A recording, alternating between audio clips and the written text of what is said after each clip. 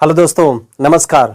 आप सभी का पुनः स्वागत है आईफा चैनल पर। आज हम लोग यहाँ ये देखेंगे कि एचसीएफ से एग्जाम में कैसे क्वेश्चन पूछे जाते हैं, एचसीएफ फास्ट कैसे निकालते हैं। मैं आपको यहाँ ये नहीं बताऊंगा। फास्ट एचसीएफ कैसे निकालते हैं इसके लिए हमने एक वीडियो बनाया है, आप उसे देख लीजिए। उससे आपको यहाँ बहुत ही ज़्यादा मदद मिलेगा। यदि आप चैनल पर नए हैं तो चैनल को सब्सक्राइब करके बेल आइकन अवश्य दबा लें, जिससे मेरे नए वीडियो आप जल्दी देख पाएँ। चलिए आज की क्लास शुरू करते हैं। जैसा कि आप लोग जानते हैं कि एचसीएफ को हाईएस्ट कॉमन फैक्टर कहते हैं। इसे हिंदी में म स प कहते हैं। इसके लिए हमने एक कंसेप्ट बताया है बेसिक वाले पार्ट में कि एचसीएफ विभाजित करता है। ये आप दिमाग में अपने रखे रहेंगे, इससे आपको यहाँ मदद मिलेगा। विभाजित करता है। और दूसरा, एग्जाम के प्रश्नों को कैसे पकड़ेंगे उसके लिए आपको एक बात ध्यान देना बहुत जरूरी है। जब भी प्रश्न में ये पूछेगा कि बड़ी से बड़ी संख्या ज्ञात करें या अधिकतम मान क्या होगा, अगर प्रश्न में दिया रहेगा बड़ी से बड़ी संख्या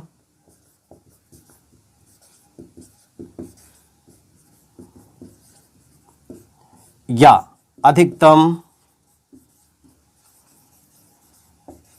ठीक ना, तो आपको वहां तुरंत समझना है कि आपको क्या निकालना पड़ेगा, वहां एचसीएफ। इसको और अच्छे से समझने के लिए हम लोग क्वेश्चन करते हैं तो आप अच्छे से समझ जाएंगे। चलिए क्वेश्चन नंबर 1 देखिए। प्रश्न है, वह बड़ी से बड़ी संख्या ज्ञात करें जिससे 28, 35 और 91 में भाग देने पर संख्याएं पूर्णतया विभक्त हो जाए। ठीक ना, संख्या क्या है? 28, 35 और आपका 91। ओके, देखो संख्या प्रश्न में कह रहा है कि बड़ी से बड़ी संख्या ज्ञात करें। तो बड़ी से बड़ी संख्या ज्ञात करने के लिए अभी हमने बता दिया कि आपको क्या निकालना पड़ता है, एचसीएफ। ठीक ना, तो इनका एचसीएफ निकालने के लिए हमने बताया कि इनका डिफरेंस लीजिए। देखिए 7, देखिए 7 × 5 = 35, देखिए 7 × 4 = 28, 7 × 5 = 35 और 13 × 91। इसका मतलब इनका जो एचसीएफ होगा वो कितना हो गया, 7। अभी हमने कहा कि एचसीएफ विभाजित करता है। देखिए इससे भाग दीजिए, ये कट जाएगा, इससे भाग दीजिए, ये कट जाएगा, ये कट जाएगा, मतलब ये सभी क्या हो जाएंगे, विभक्त हो जाएंगे। इसका मतलब यही इसका क्या हो गया, आंसर। कौन से ऑप्शन में है? ऑप्शन नंबर बी में। चलिए क्वेश्चन नंबर 2। प्रश्न है, 36 लीटर, 45 लीटर और 72 लीटर माप के दूध के 3 डिब्बे हैं। वह सबसे बड़ा माप ज्ञात कीजिए जिससे इन सभी को पूर्णतया मापा जा सके। देखो कह रहा है कि 36 लीटर और 45 लीटर और 72 लीटर के 3 डिब्बे हैं और इसमें दूध भरा है। कह रहा बड़ा सा बड़ा माप ज्ञात करें जिससे कि ये सभी क्या हो जाए, पूर्णतया मापा जा सके। तो अभी बड़ा से बड़ा कह रहा है तो इसका मतलब क्या निकालना पड़ेगा आपको, एचसीएफ। क्या हो जाएगा इनका डिफरेंस, 9, 9 × 4 = 36, 9 × 5 = 45 और 9 × 8 = 72। इसका मतलब इनका जो एचसीएफ हुआ कितना हो गया आपका, 9। ठीक ना, इसका मतलब बड़ा सा बड़ा माप क्या हुआ, 9, जिससे सभी डिब्बों के दूध को पूर्णतया मापा जा सकता है। कौन से ऑप्शन में है? Option number C. चलिए क्वेश्चन नंबर 3 देखिए। प्रश्न है, 625 किताबें और 1000 कॉपियों को अधिकतम कितने विद्यार्थियों में बराबर बराबर बांटा जा सकता है। देखो अभी हमने कहा कि अधिकतम आएगा तो वहां भी आपको क्या निकालना पड़ेगा, एचसीएफ। क्या है कि 625 किताबें हैं और 1000 कॉपियां हैं। इनको अधिकतम कितने बच्चों में बराबर बराबर बांटा जा सकता है। तो देखो हमने कहा इसका क्या निकालना पड़ेगा, एचसीएफ। इनका डिफरेंस लीजिए, कितना हो जाएगा, ये 375।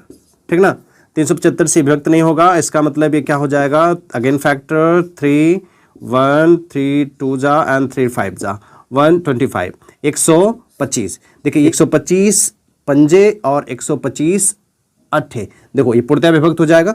इसका मतलब इनका जो एचसीएफ होगा क्या हो जाएगा, 125। देखिए इसका मतलब 125 बच्चों में 625 किताबें और 1000 कॉपियां बराबर बराबर बांटी जा सकती हैं। कौन सा ऑप्शन है? Option number A. चलिए नेक्स्ट क्वेश्चन देखिए, क्वेश्चन नंबर 4। प्रश्न है, कपड़े के 3 टुकड़ों की लंबाइयां क्रमशः 1.26 मीटर, 1.98 मीटर और 1.62 मीटर है। कितनी अधिकतम लंबाई द्वारा इन्हें पूरा पूरा मापा जा सकता है?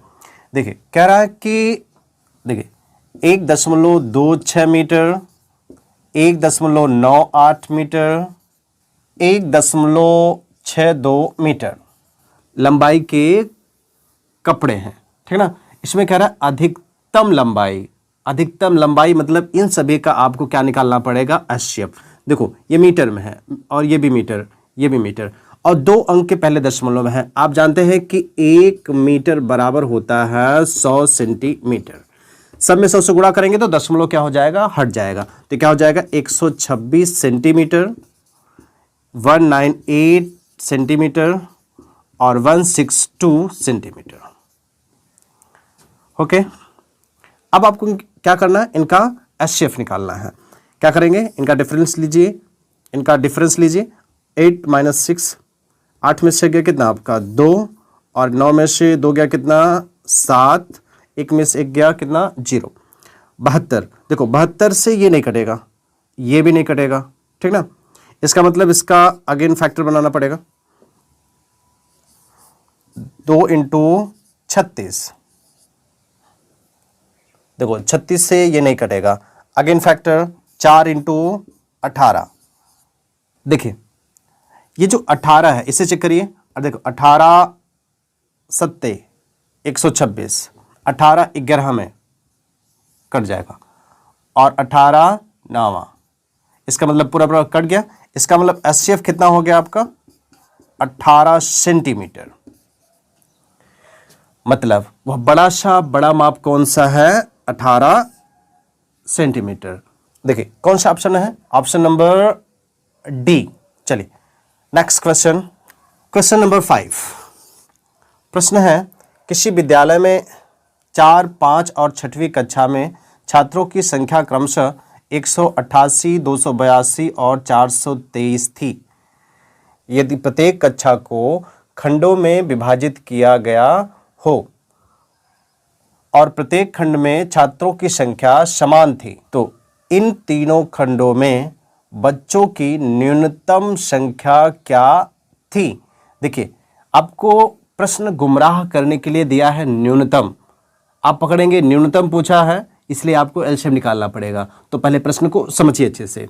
देखिए किसी किसी विद्यालय में बच्चों की संख्या क्या हो जाती है? अधिक हो जाती है, तो जो कक्षाएं होती हैं उसे बांट दिया जाता है। तो वैसा ही प्रश्न है। कह रहा है क्या कहते हैं कि प्रत्येक कक्षा को खंडों में बांटा गया है और प्रत्येक खंड में बच्चों की संख्या क्या है आपका? समान है।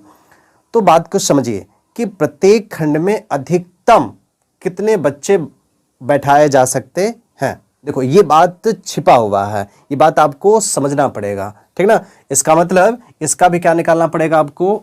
एचसीएफ निकालना पड़ेगा। देखिए इनका आप डिफरेंस लीजिए। डिफरेंस क्या हो जाएगा? देखिए 12 में से 8 गया कितना? 4 और फिर यहाँ कितना बचेगा? 7 और मतलब 17 में से 8 गया कितना आपका? 9 और 1 में से 1 गया कितना आपका? 0। देखो 94 से ये नहीं कटेगा, अगेन फैक्टर 2 × 47। अब इससे भाग दीजिए। देखो 7 चौक 28 और 4 चौक 16 2 18, ये कट गया। 6 सत्ते 42 कैरी 2 और 6 चौक 24 और 4 28, मतलब ये भी कट गया। इसको चेक करिए 63 9 सत्ते 63 9 चौक 36 36 6 42, मतलब ये भी कट गया। इसका मतलब जो इसका एचसीएफ हुआ, एचसीएफ कितना हुआ आपका? 47, ठीक ना। मतलब प्रत्येक खंड में अधिकतम कितने बच्चे हो सकते हैं? 47। लेकिन ये पूछा नहीं है, ये पूछ रहा है तीनों कक्षाओं के लिए न्यूनतम कितने खंड होने चाहिए। तो इसके लिए देखिए अभी आपने इसको डिवाइड किया था, तो देखो ये कितने टाइम डिवाइड हुआ था? 4, ठीक ना। और ये कितने बार में डिवाइड हुआ था? 6 बार में और ये 9 बार में। इसका मतलब जो चौथी कक्षा है उसके 4 खंड बनाने पड़ेंगे। जो 5वीं कक्षा है उसके 6 खंड बनाने पड़ेंगे। जो आपकी 6वीं कक्षा है उसके 9 खंड बनाने पड़ेंगे। इसका मतलब न्यूनतम खंडों की संख्या कितनी हो गई? 4 + 6 और प्लस आपका 9, 9 × 6 15, 4 19। देखिए ये आपका आंसर हुआ। ओके, कौन सा ऑप्शन है? Option number C. चलिए देखिए क्वेश्चन नंबर 6। प्रश्न है वह बड़ी से बड़ी संख्या ज्ञात करें जिससे 162 और 255 में भाग देने पर हर बार 7 शेषफल प्राप्त होता हो। देखो अब यहां से शेषफल वाले प्रश्न आ गए, इनको कैसे सॉल्व करेंगे सही से देखिएगा। देखिए कह रहा है कि 162 और 255, जो शेषफल कह रहा है वो कितना कह रहा है आपका? 7, कि हर बार शेषफल कितना है? 7। एलसीएम में दूसरा तरीका था, यहां दूसरा तरीका है। क्या करेंगे सही से देखिए। पहले इसमें 7 घटा लीजिए, देख घटाइए कितना आ जाएगा? ये आपका 12, यहां 5 और यहां भी 5, 155। इसमें भी 7 घटाइए, क्या होगा? देखो 15, 15 में 7 गया आपका 8, और यहां 4, और यहां क्या बचेगा? 2। ठीक है, अब इनका जो है एचसीएफ निकालना पड़ेगा। इनका एचसीएफ निकालने के लिए अंतर लीजिए, ये 3 हो जाएगा, और ये 14, 14 में से 5 गया कितना? 9, और 1 में से गया कितना? 0।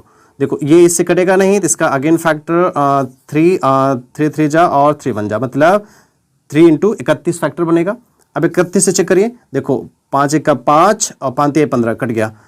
ये 8 है तो 8 से करिए, 8 1 का 8, 8 3 24, ये भी कट गया। इसका मतलब इसका जो एचसीएफ होगा कितना हो गया आपका? 31। अब बात को समझिए, ये जो संख्याएं हैं ये 31 से विभक्त होगा, और इसमें 7 प्लस है, तो इसका मतलब जब इसमें भाग देंगे तो शेषफल क्या आ जाएगा? 7। हर बार शेषफल क्या आ जाएगा? 7। कौन सा ऑप्शन है? Option number A. चलिए क्वेश्चन नंबर 7 देखिए। प्रश्न है वह सबसे बड़ी संख्या ज्ञात करें जिससे 63, 77 और 98 को विभाजित किए जाने पर क्रमशः 3, 5 और 2 शेष बचते हों। ठीक ना? संख्या क्या है? 63, 77 और 98 में भाग देने पर क्रमशः 3, 5 और 2 शेषफल बचते हो। देखिए पीछे प्रश्न में क्या कह रहा था कि हर बार 7 शेषफल बचे, यहां कह रहा है अलग अलग, तो आप अलग अलग इसको पहले इसमें से घटा लीजिए। जो घटाएंगे तो क्या हो जाएगा? देखिए ये 60 हो जाएगा, ये कितना हो जाएगा आपका? 72 हो जाएगा, और ये कितना हो जाएगा आपका? 96। कहा है बड़ी से बड़ी संख्या, इसका मतलब आपको एचसीएफ निकालना पड़ेगा। उसके लिए क्या करेंगे? इसका अंतर लीजिए, देखो 12 अंतर हो जाएगा, 12 पंचे 60, 12 छंग 72 और 12 अठे 96। ठीक ना? इसका मतलब इसका जो एचसीएफ होगा कितना हो गया आपका? 12। अब देखो ये संख्या है, यदि आप इसमें 12 से भाग देंगे पूर्णतया क्या हो जाएगी? कट जाएगी। और इसमें 3 प्लस है, इसमें 5 प्लस है, इसमें 2 प्लस है। इसका मतलब यदि आप अब इनमें भाग देंगे तो यही शेषफल बचेगा। ठीक ना? चलिए कौन सा ऑप्शन है? Option number D. चलिए क्वेश्चन नंबर 8। प्रश्न है वह बड़ी से बड़ी संख्या ज्ञात करें जिससे 270, 675 और 1215 को विभाजित किया जाए तो प्रत्येक दशा में समान शेषफल बचे। यहां कह रहा है कि प्रत्येक दशा में समान शेषफल बचे। ऐसे प्रश्न एग्जाम में बहुत आते हैं, तो इसको सही देखिए क्या करेंगे। प्रश्न है 270, 675 और 1215। देखिए सबसे पहले क्या करेंगे, हम एक दूसरे से इन संख्याओं को आपस में घटाएंगे। ठीक ना? तो सबसे बड़ी संख्या क्या है? 1215 माइनस 675, फिर 1215 माइनस आपका 270, और फिर क्या कहते हैं आपका 675 माइनस आपका 270। अब घटाइए इसको, देखिए ये क्या हो जाएगा? 5 में से 5 गया आपका 0, और यहाँ आपका 1 है तो 11, 11 में से 7 गया कितना आपका? 4, और यहाँ फिर 11, 11 में से 6 गया कितना आपका? 5, 540। इसको घटाइए, देखिए यहाँ 5, और यहाँ 11, 11 में से 7 गया आपका 4, और 11 में से 2 गया कितना आपका 9। इसको भी घटाइए, ये कितना हो जाएगा, देखिए यहाँ 5 बचेगा, और 7 में 7 गया 0, और 6 में से 2 गया कितना आपका 4। तो अब आपको इनका क्या निकालना पड़ेगा, एचसीएफ। एचसीएफ निकालने के लिए क्या करेंगे, इनका अंतर ले लीजिए। यहाँ कितना बचेगा आपका 5, और आपका यहाँ क्या है 3 बचेगा, और फिर यहाँ कितना 1 बचेगा, 135। अब आप ये चेक कर लीजिए कि क्या ये इनसे विभक्त होता है कि नहीं। विभक्त हो गया, एचसीएफ हो जाएगा। देखो देखिए, इसमें 4 से गुणा करिए, 5 चौक 20 और 3 चौका 52 और 2 54, इसका मतलब ये विभक्त हो गया। देखिए इसमें 7 से गुणा करिए, 7 बचे 35, कैरी आपका 3, और 3 91, 3 94, मतलब ये भी कट जाएगा। इसमें 3 से गुणा करिए, देखिए 5 3 15 और 3 3 39 40, इसका मतलब ये भी कट जाएगा। इसका मतलब जो इसका एचसीएफ हुआ कितना हुआ, 135। अब आप 135 से इनमें भाग देंगे तो हर बार एक समान संख्या शेषफल के रूप में आएगी। ओके, इसका मतलब इसका आंसर कितना हो गया, 135। कौन से ऑप्शन में है, ऑप्शन नंबर ए में। चलिए, एचसीएफ के जितने टाइप थे हम लोगों ने यहां कवर कर लिया। एलसीएम और एचसीएफ में एक कंसेप्ट और बचता है, उसे हम लोग कवर कर लेते हैं, जिससे मेरा ये पार्ट अच्छे से कंप्लीट हो जाए। देखिए, पहली संख्या इंटू दूसरी संख्या बराबर एलसीएम इंटू एचसीएफ। आप पहले इसे अच्छे से देख लीजिए, पहली संख्या इंटू दूसरी संख्या, एलसीएम इंटू एचसीएफ। देखिए क्वेश्चन नंबर 1, प्रश्न है, दो संख्याओं के मश और लश क्रमशः 29 और 1015 हैं। यदि इनमें से एक संख्या 145 हो तो दूसरी संख्या ज्ञात करें। ठीक है, देखिए कह रहा है इनमें से एक संख्या क्या हो, 145 हो, तो आपको दूसरी संख्या निकालना है। और एलसीएम कह रहा है कि 29 हो, और कह रहा है कि उनका एलसीएम 1015 है, और एचसीएफ कितना है आपका 29 है। तो आप आराम से दूसरी संख्या निकाल सकते हैं। देखिए दूसरी संख्या क्या हो जाएगी, यहाँ 1015 इंटू आपका 29 और बटे आपका 145। देखिए इसे सरल करिए, देखिए 29 पंजे होता है ये, और देखो 5 दूना 10, और फिर आपका 0 बढ़ेगा, 5 तिहाई 15। इसका मतलब इसका जो आंसर हुआ कितना हो जाएगा, 203। ठीक ना, दूसरी संख्या कितनी होगी, 203। कौन से ऑप्शन में है, ऑप्शन नंबर सी में। देखिए क्वेश्चन नंबर 2, प्रश्न है, दो संख्याओं का मस 110 है और उनका गुणनफल 2,90,400 है, तो इन दोनों संख्याओं का लस क्या है। देखो कह रहा है कि इनका जो दो संख्याएं हैं इनका गुणनफल कह रहा है 2,90,400 है। ठीक है, और एलसीएम इनका पूछ रहा है। देखिए एचसीएफ दिया हुआ है कितना, 110। चलिए देखिए, अब इसे कैलकुलेट कर लीजिए, 290,400 अपान 110, ये क्या हो जाएगा आपका एलसीएम। कैलकुलेट कर लीजिए, ये 0 कट जाएगा, 11 दूना 22 और 7, 11 छक्के 66 और 11 चौक 44, इसका मतलब 2640। कौन से ऑप्शन में है, ऑप्शन नंबर डी में। देखिए क्वेश्चन नंबर 3, प्रश्न है, दो सह अभाज्य संख्याओं का गुणनफल 117 है, तो उन दोनों संख्याओं का एलसीएम क्या होगा। अब एक बात बेसिक वाले क्लास में हमने बताया है कि सह अभाज्य संख्याओं का एचसीएफ क्या होता है, 1 होता है। ठीक ना, तो कह रहा है दो सह अभाज्य संख्या, इसका मतलब इनका एचसीएफ क्या होगा, 1 हो जाएगा। इनका एचसीएफ क्या हो जाएगा, 1। एलसीएम मुझे ज्ञात करना है। ठीक ना, और कह रहा है दोनों संख्याओं का गुणनफल कितना है, 117। ओके, इसका मतलब आप समझ गए होंगे, इसका एलसीएम कितना हो गया, 117। 17। ठीक है, कौन सा ऑप्शन? Option number A. ये क्लास क्विक रिवीजन के लिए बहुत ही लाभप्रद होगा। उम्मीद करता हूं यहां तक आपको बहुत अच्छे से समझ में आया होगा। यदि समझ में आया हो तो चैनल को लाइक और शेयर करना न भूलें। धन्यवाद।